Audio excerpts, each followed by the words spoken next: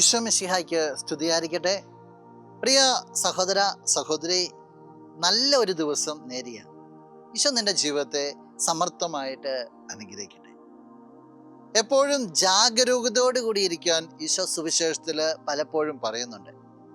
വിശുദ്ധ ലൂക്കാ അറിയിച്ച സുവിശേഷം 12-ാം അധ്യായം 37-ാം വാക്യത്തിൻ്റെ ആദ്യ ഭാഗം, യജമാനൻ വരുമ്പോൾ ഉണർന്നിരിക്കുന്നവരായി കാണുന്ന ഭൃത്യന്മാർ ഭാഗ്യവാന്മാർ. എപ്പോഴും ഉണർവ് സൂക്ഷിക്കണമെന്ന് പറഞ്ഞിട്ട് പറയുകയാണ്, എപ്പോഴും ഇങ്ങനെ ഉണർന്നിരിക്കുന്നവരായിട്ട് യജമാനൻ നിന്നെ കണ്ടാൽ നീ ഭാഗ്യം ചെന്ന വ്യക്തിയാണ്. കാരണം നീ യജമാനൻ്റെ മനസ്സ് അറിഞ്ഞ് പ്രവർത്തിക്കുന്നു. ആർക്കാ യജമാനു വേണ്ടി കാത്തിരിക്കാൻ പറ്റുക? യജമാനെ സ്നേഹിക്കുന്ന വ്യക്തികൾക്ക്, യജമാനൻ്റെ ഹിതം തിരിച്ചറിയുന്ന വ്യക്തികൾക്ക്. യജമാനൻ്റെ ഹിതം തിരിച്ചറിയുക, ദൈവത്തിൻ്റെ ഹിതം തിരിച്ചറിയുക എന്നുള്ളത് നമ്മളെ സംബന്ധിച്ച് വളരെ പ്രാധാന്യമുള്ള ഒരു കാര്യമാണ്. നീ ജീവിതത്തെ പരിശോധിക്കണം.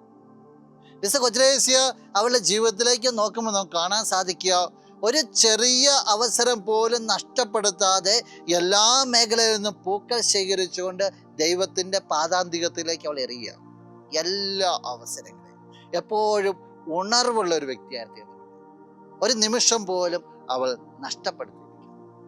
ഉണർവിൻ്റെ ഒരു വ്യക്തി നിനക്കുണ്ടായിരിക്കട്ടെ. ക്രിസ്തുവിന് വേണ്ടിയുള്ള ഒരു ഉണർവിൻ്റെ വ്യക്തി. ജീവിതത്തിൽ പല തിരക്കുകളുണ്ടാകും, പല പ്രാധാന്യങ്ങളുണ്ടാകും, പക്ഷെ ഇവനാ പ്രാധാന്യം.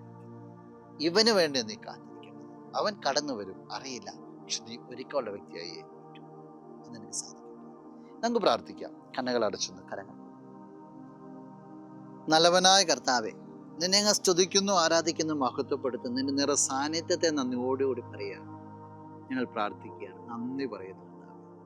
ഈശോയെ, നിന്റെ സാന്നിധ്യത്തിലായിരിക്കുമ്പോൾ എപ്പോഴും ഒരുക്കത്തോടു കൂടി ആയിരിക്കുവാൻ ഈ വ്യക്തിയെ നീ അനുഗ്രഹിക്കുന്നു.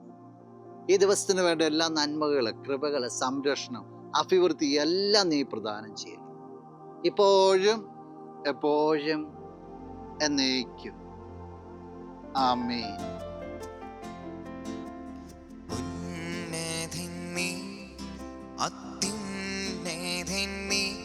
അങ്ങേ പോലൊരു ദൈവമില്ല,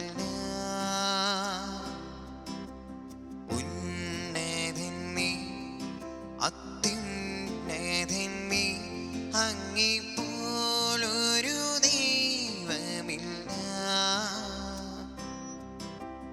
അത്ഭുതവാൻ, അതിശയവാൻ, നീ മാത്രമേ ദൈവം.